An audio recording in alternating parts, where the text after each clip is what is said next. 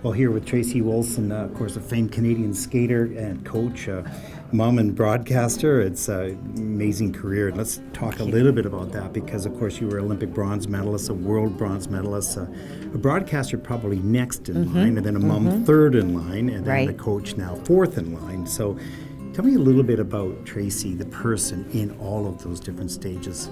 Go first for the skater. As a skater, I just loved being out there and I loved competing, and I was very fortunate to find a partner in Rob McCall, and with him I was able to take my skating to another level. I think for me, I learned early on that the best part about competing and being in the game is facing your fears. It's challenging and testing yourself, and it's also the people that you meet. And so I developed a lot of friends early on, and first of all with the Canadian team, and then internationally. And those friendships, it's so interesting, Ted, are there today. Yeah. You know, the Tamara Moskvinas of the world that, you know, I had the privilege of touring with her, and Tatiana Tarasova, Besnova Bukin, and I still see them today. And of course, Brian Orser, I'm working with in a big way, and have been for the last 12 years. And he was a best friend of Rob's and mine then, and still. Wow, there's your skating, background, but you transitioned into broadcasting. How did that happen, and what was your journey in that? Well, I had always had an interest in public speaking and communicating with people on the ice, and I guess off the ice. And I lost Rob. He passed away soon after the Olympics. And so one of the ways I was able to stay in the sport was as a broadcaster. I had no interest in skating. I had no interest in putting my skates on. When I lost Rob, I felt that's it. It's over. I put my skates away for at least 5 years. And no interest in coaching at that time? No, I didn't want. I really enjoyed being a commentator, and because you could tell stories and to really help express the beauty of the sport. Because for me, the joy of skating is it's the combination of art and sport. And that makes it unique. And I felt like as an Olympic sport, it could be misunderstood. The ice dance for sure, is this a real sport? Should it even be in the Olympics? I mean, that was back in the 80s. That would be the number one question. And so really to be able to tell the stories of skating, the skaters, and the sport, and then to be along on the ride and watch where the sport has gone has just been incredible. Like good part of your life, your next part was being a mom, and that Yes. was another journey. Yes, well, it's interesting. When I was a young kid, maybe a young teenager, I knew two things for sure. The first was that I wanted to be a mother, and the second was that I loved to skate. And those two things defined me then and define me now. Okay, now you transition into coaching, which you said you would never do, and now you're in it. And so Right. the journey continues. Yeah. So tell us a little bit about how you sort of got hooked into that. And what was the sort of the adrenaline that you had? You said, well, I kind of like this now.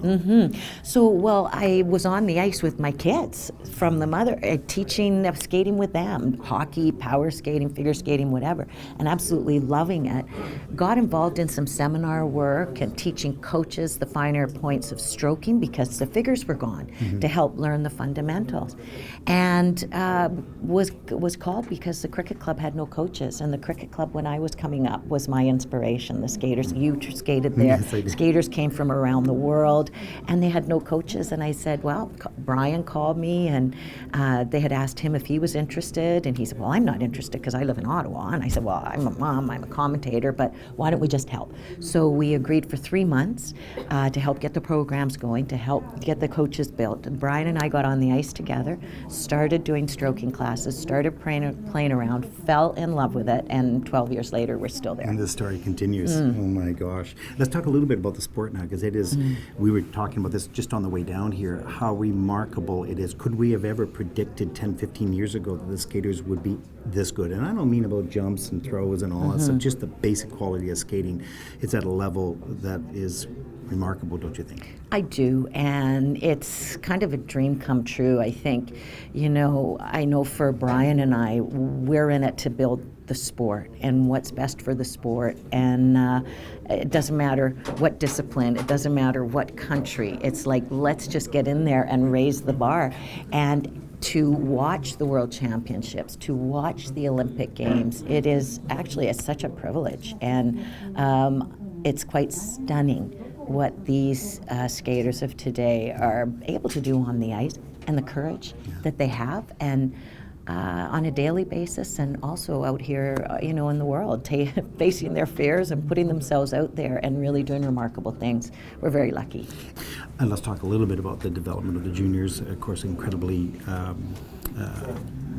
they're gaining technical proficiency, and some of them are gaining maturity at a very young age. And then there's this quickness of growing from juniors into seniors, and then having to grow up. At the same time, you have to be excellent, challenging for any athlete. But we've seen some of these athletes now go through that change and still produce very, very good work. What are your thoughts on that journey of young to middle age to the early 20s and still retaining that excellence? You know, I think people need to hold sight of what is most important, and what is most important is the person and their development. And it's wonderful to push our young athletes to new heights, but I think our goal has to be that we want our athletes to be strengthened by the sport and not broken or diminished by it. And it's a very, very tricky road. And so, yes, I think these young skaters are doing remarkable things. I think we have to be very, very careful that as they do go through their difficult times, because almost every skater does, their bodies change as they're going through the teenage years, emotionally. I think it's really, really important that we support these athletes through the growth so that they can take the great accomplishments that they gained as youngsters right through life with them. We need to nurture all the way absolutely, through. Absolutely. And I think you have to be careful you don't push them too fast and too young. Yeah. Now, question. But that's the mother in me. That's good. That's why I asked you about being mom as well. Most difficult part of coaching from your perspective? The most difficult part? I love coaching. That doesn't mean that there aren't difficulties. There are difficult parts, because you really, you really have to adjust to every skater that you're working with. And so you mentally have to be so on and always learning. Like, I believe as a coach, I'm learning as much as I teach. And I remember working with Una, and after the Olympics, and she came to thank me, and I said to her, thank you, because honestly, as coaches, that's what we want. We develop ourselves, and it's amazing what we can learn from these athletes, but also you have to be so adaptable. And I think that's it for me, because you'll be one skater that you need to calm down, and you need to, and then the next skater is like, you got to pick up the pace. So, and then watching them go out there, and it's theirs, and letting them go. So probably the hardest part is standing still when they're skating. Well, but ask Brian about that. we were just walking down here, and of course you're at the World Championships, and with skaters yet to come, and I could see that excitement of an anticipation of being a competitor. Okay, you're not on the ice competing, but you're still competing. Absolutely. And so you're still part of that game, and thrilling and scary all the same. You need to be on. Yeah. You need to be on, and you got to bring your best, and you have to manage your energies to be that for your skater. Can a word or a sentence to a skater in the seconds before they take the ice make a difference? It can, but I believe it's the energy. It's an energy and a feeling and a connection as much as the word.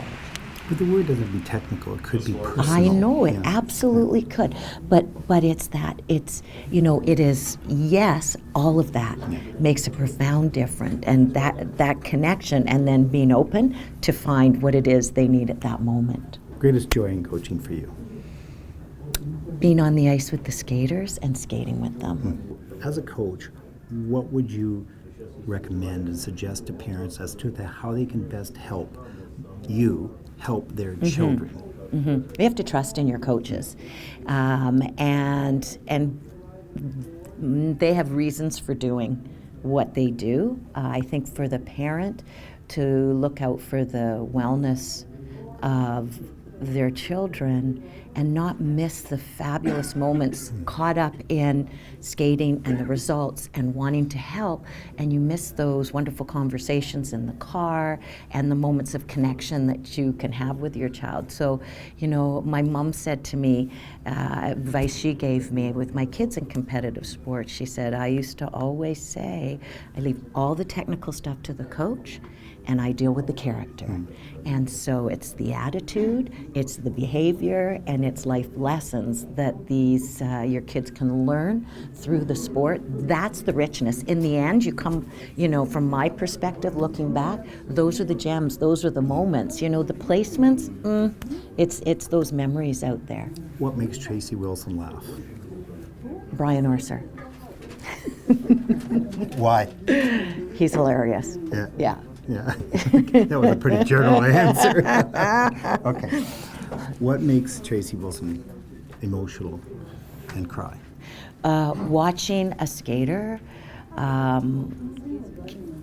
being in that place where they're in touch with the feeling of the blade, the connection with the music, and they're in that place where skating's a joy, where it's just they've gone to that next level in that zone. Watching them experience that when they're out there, and you can see there's these moments where they just feel so good about themselves and their craft. And so when you see that, you feel something deep inside. Does it almost bring you to tears? It brings me to tears. It will bring it, even in practice. I can be moved to tears when I feel them experiencing that, because that's why we do it. That's why we skate. It's that feeling. Okay, beautiful. Okay, favorite food? My favorite food, that's really tough. I asked Brian that, he said everything. Oh, he said that about me? No, about him. about him. Because steak tartare. Oh, mine too. Is It's it really? awesome. Oh, I Fantastic, totally love it. with a dry red. Oh, that's good. Favorite movie? Favorite right now, Bohemian Rhapsody. Oh, that was almost like a great skating performance. It's so Yeah. emotional and Yeah. brilliant and genius in many ways. Yeah. Coaches, skaters in your career that inspired you? Many coaches and many skaters. Karen Magnuson, Tyler Cranston, a couple that came to mind as I was growing up and watching them. The Russian ice dancers I loved. Moiseeva and Minenkov, Beswanova and Buchan. I loved the Russian dancers, and Torval and Dean. I had great coaching and all along the journey. I mean, world-renowned Linda Brockman, Brian Power was somebody who I'll find myself coaching, and their lessons I learned from Brian that I'm passing on. And many great coaches, but it's really interesting to me now as a coach. It's like, your goal is to have those words that your skaters pass them on, that the body of work that these coaches have given to me, given to Brian, that we pass on to their skaters, to our skaters, and they can pass on to theirs. And there's a lot of great coaches in the world, even now, from all over the world that are learning, watching and learning from you guys, and setting a new standard. And really, the world is in good hands with the coaches from around the world, don't you think? Absolutely, and I think the coaches are such an important resource that we help to develop the coaches and that we support them financially, because let's face it, it's expensive for kids. It can be to skate, and the coaches will, hold back because they know that, and I think it's really important that the coaches be supported as much as possible, because they're the resource that will continue to give. Well, we thank you for everything that you've done as a skater, as a broadcaster. Of course, you're just truly one of the best, and so pure and articulate and honest and fair. Thank you. And as a mom and as now a coach, and it's a lot of fun to watch you down at the boards, because I not only watch the skater, I very closely watch the coach, because the body language and what they're going through, and I know what they go through, and they're not appreciated as much as I think they should be. That's all the right. series That's that we're all doing right. with this. So wish you Yeah. the very best of luck here in Japan tonight, and hopefully this took your mind off it for a little bit. Yes, thank you. Now it's right back on it. No, just kidding. Enjoy Thank it. you, Ted. Tracy Wilson. Thank you.